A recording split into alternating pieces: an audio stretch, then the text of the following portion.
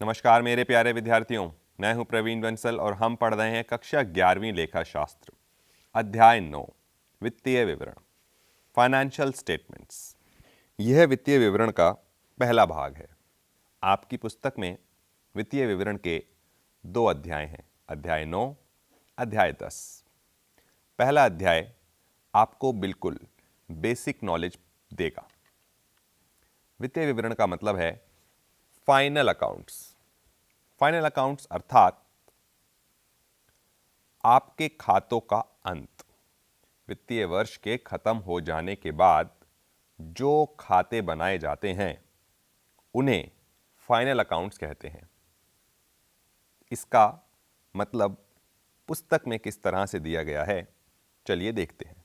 आप पढ़ चुके हैं कि वित्तीय लेखांकन एक सुप्रभाषित क्रमिक प्रक्रिया है, जैसे रोजनामचा, जिसको आप अंग्रेजी में जर्नल कहते हैं, खतौनी मतलब पोस्टिंग, खाते बनाना, लेजर, और तलपट मतलब ट्रायल बैलेंस को तैयार करने से प्रारंभ होती है।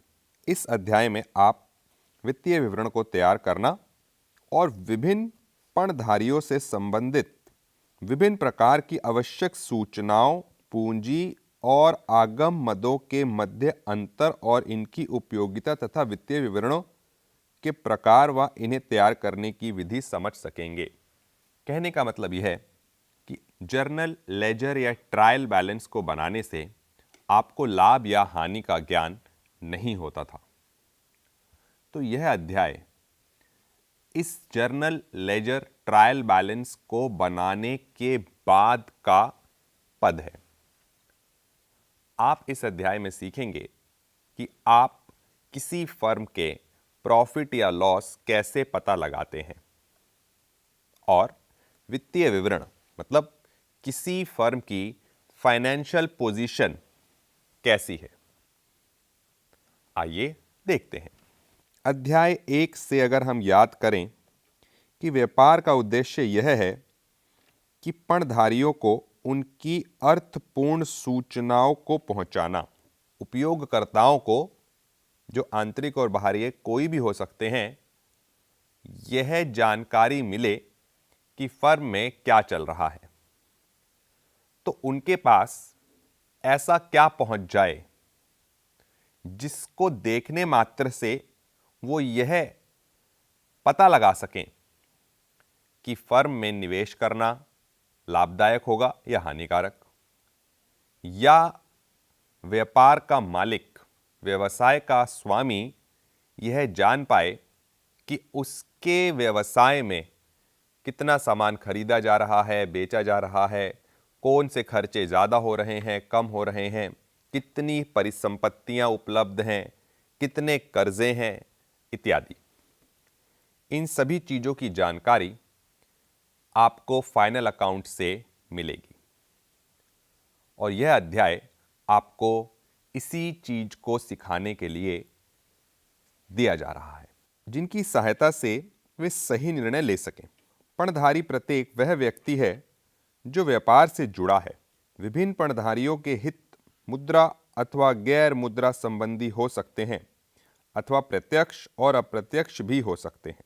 कई उदाहरण आपने उपयोगकर्ताओं के देखे। मान लीजिए आप कोई बैंक हैं और आप किसी व्यापारी को कर्जा देने के लिए पहुंचते हैं। कर्जा देते हुए आप यह जरूर जानना चाहोगे कि उस व्यवसाय की परिस्थिति कैसी है, तो वह आपको इन फाइनल अकाउंट्स को देख के पता लगाया जा सकता है कि आपके द्वारा दिया गया कर्जा वापस आता है या नहीं, गिरवी रखवाने के लिए उनके पास कुछ है या नहीं। तो यह सारी सूचना विद्यार्थी फाइनल अकाउंट्स को बनाते हुए सीखते हैं। तो चलिए देखते हैं किस किस तरीके के वित्तीय विवरण हम तैयार करते हैं। वित्तीय विवरण तैयार करने से पहले मैं आपको लेखा शास्त्र में इस्तेमाल होने वाले 5 तरह के जो खाते होते हैं उनके बारे में एक बार पुरानी चीज़ें याद करवाना चाहूंगा। पूरा लेखा शास्त्र इन्हीं 5 खातों पे टिका हुआ है। तो चलिए दोहरा लेते हैं कि यह 5 खाते कौन कौन से हैं और इनके उदाहरण क्या हैं। जैसे कि आप देख सकते हैं, आपके सामने एक तालिका है जिसमें लिखा है रोकड़ 1000। तो रोकड़ एक परिसंपत्ति है, अर्थात एसेट है। यह पहले तरह का खाता हुआ। फिर है पूंजी। पूंजी मतलब कैपिटल, स्वामित्व। यह दूसरे तरह का खाता है। फिर एक है विक्रय। विक्रय मतलब सेल, मतलब आगम, इनकम, तीसरे तरह का खाता। फिर है मजदूरी। मजदूरी व्यय, खर्चा। यह हुआ चौथे तरह का खाता। फिर है लेनदार। क्रेडिटर मतलब लायबिलिटी, देयताएं। पूरा लेखा शास्त्र इन 5 तरह के खातों पे स्तंभित है। आपके पास और भी अलग अलग उदाहरण दिए हुए हैं, जैसे कि वेतन। वेतन एक खर्चा है, एक्सपेंस। 10% ब्याज पर ऋण, यह एक कर्जा, देयताएं, लायबिलिटी। फर्नीचर एक परिसंपत्ति, एसेट। प्राप्त कमीशन, कमीशन को प्राप्त किया मतलब इनकम, आय, आगम। भवन का किराया, रेंट, एक खर्चा है। देनदार, डेटर, एसेट है। तो आप इन सभी तरह के खातों के बीच में फर्क जान लीजिए। यहां पे मैं आपको ध्यान दिलाना चाहूंगा, जैसे कि आपके पास एक भवन का किराया है, यह आपका खर्चा है। परंतु भवन को खरीदना यह खर्चा नहीं, यह एक परिसंपत्ति है। विद्यार्थी इस बात पे खास ध्यान दें, भवन को खरीदना भी पैसों का जाना है और भवन का किराया देना भी पैसों का जाना है। परंतु जब आप भवन के लिए पैसे देते हैं तो वह भवन आपका हो जाता है और वह बिल्डिंग आपके लिए एसेट बनती है। वह खर्चा नहीं, वह एसेट है। और जब आप भवन का किराया देते हैं तो भवन का किराया आपके लिए एक खर्चा है, व्यय है। तो आप सदा इस बात का ध्यान रखेंगे कि कौन सी चीज खर्चा है और कौन सी चीज परिसंपत्ति। परिसंपत्ति खरीदने के लिए पैसों का जाना पूंजीगत है, कैपिटल नेचर। और खर्चों को करना, जैसे कि वेतन देना, मजदूरी देना, यह रोजमर्रा की बात है। यह रेवेन्यू नेचर के खर्चे कहलाते हैं। तो यहां यह जानना बहुत जरूरी है कि रेवेन्यू नेचर के खर्चे और कैपिटल नेचर के खर्चे आपस में क्या फर्क रखते हैं। तो चलिए जानते हैं। देखिए, यहां पे साफ तौर पे लिखा हुआ है, यदि व्यय मतलब खर्चा, यदि व्यय का लाभ एक लेखा वर्ष के लिए लिया जाता है तो उसे आगम व्यय कहते हैं। मतलब किसी तरह का खर्चा जिसका लाभ उसी वर्ष में समाप्त हो जाएगा। जैसे कि आपने अपने भवन के लिए किराया दिया, 1 महीने, 2 महीने या 1 साल का किराया उसी साल उसके लाभ को खत्म कर देगा, तो वह है आगम व्यय। सामान्यतः इसे 1 दिन के व्यापार संचालन के लिए प्रयोग किया जाता है। उदाहरण वेतन का भुगतान, किराया आदि। यह हुए ऐसे खर्चे जो 1 साल के अंदर अंदर व्यापार को लाभ देते हैं। अब कुछ ऐसे खर्चे हैं जैसे व्यापार में प्रयोग आने वाले फर्नीचर का भुगतान। यह एक पूंजी व्यय है, क्योंकि वर्तमान लेखांकन सत्र में लिया गया फर्नीचर आगे आने वाले कई लेखांकन सत्रों को लाभ पहुंचाएगा। फर्नीचर को खरीदना आगे आने वाले कई वर्षों तक व्यापार को लाभ पहुंचाएगा। इस चीज को यहां आप स्पष्ट कर लीजिए कि जिसका लाभ 1 वर्ष से ज्यादा वर्षों तक चलता है वह पूंजीगत व्यय है, और जो लाभ 1 साल के अंदर अंदर निपट जाते हैं वह आगम व्यय है। और आगम व्यय आपके लाभ को निकालने के लिए बहुत जरूरी है, और पूंजीगत व्यय आपका कोई खर्चा नहीं, वह एक परिसंपत्ति है।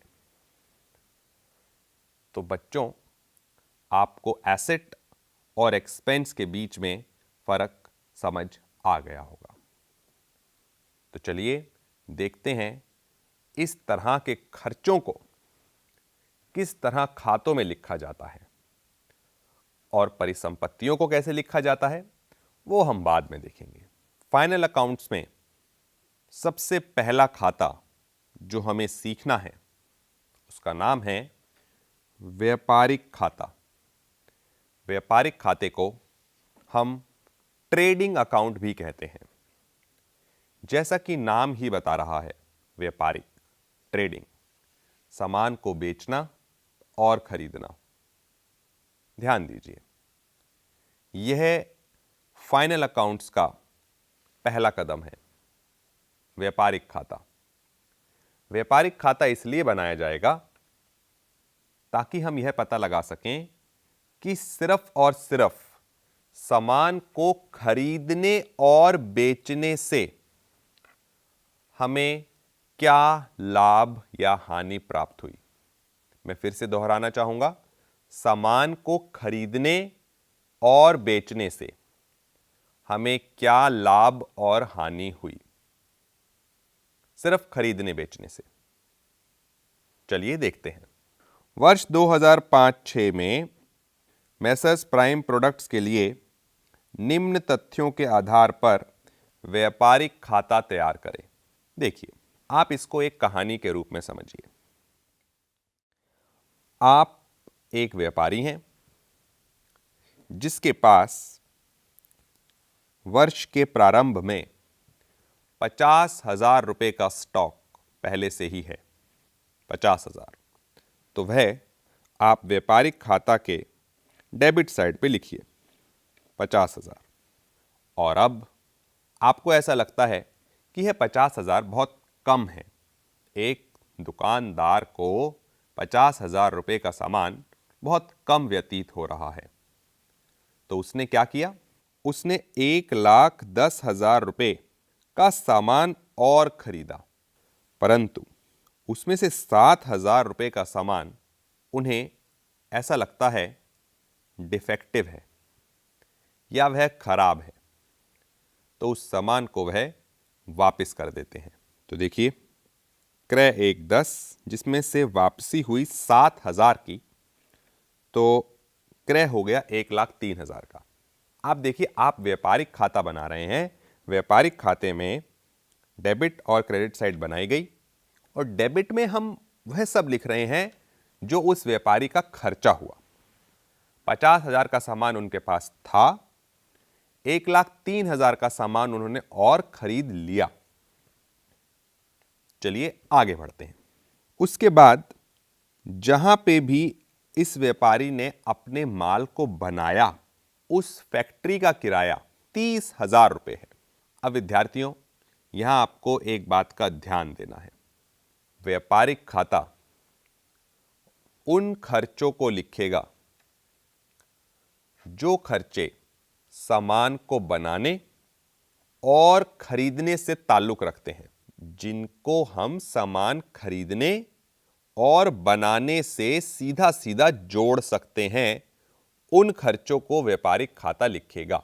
जैसे कि फैक्ट्री का किराया, सामान को बनाने की या लाने की मजदूरी, सामान को लाने की मजदूरी, और इस तरह के खर्चों को हम प्रत्यक्ष, मतलब डायरेक्ट एक्सपेंस भी कहते हैं। डायरेक्ट एक्सपेंस वो खर्चे हैं जो सामान को बनाने या लाने से ताल्लुक रखते हैं। तो आप देखिए, सामान जितने का भी लाया गया, उसको लाने पे या बनाने पे जो भी खर्चे हैं वह सामान के साथ लिखने होंगे, जैसे कि फैक्ट्री का किराया इस उदाहरण में दिया हुआ है। फिर दिया है मजदूरी। मजदूरी अर्थात सामान को बनाने की मजदूरी 40,000, तो वह भी आप यहां लिख देंगे। तो आप देखिए, डेबिट साइड में 50,000 का आपके पास सामान था, 1,03,000 का आपने सामान और खरीदा, और 30,000 और 40,000 70,000 के प्रत्यक्ष व्यय आपने कर दिए। तो यदि मैं इन सभी को योग करूं तो मैं पाता हूं कि ये मेरे व्यापार में लगाई गई पूंजी है। ओपनिंग स्टॉक, सामान का खरीदना और सामान के खरीदने से संबंधित जो भी खर्चे हैं वो। अब यह सामान हमने क्यों खरीदा, यह सामान हमने क्यों बनाया? यह सामान बनाया गया बेचने के लिए। सामान बेचा कितने में गया? सामान बेचा गया 3 लाख में, परंतु उसमें से 5,000 का माल वापसी आ गया। तो देखिए, अगर आप खर्चे डेबिट में लिख रहे हैं तो पैसों का आना आप क्रेडिट में लिखेंगे, और यह सेल 3 लाख में से 5,000 जाने के बाद 2,95,000 होती है। अब देखिए, क्रेडिट साइड योग है 2,95,000, डेबिट साइड योग है 2,23,000।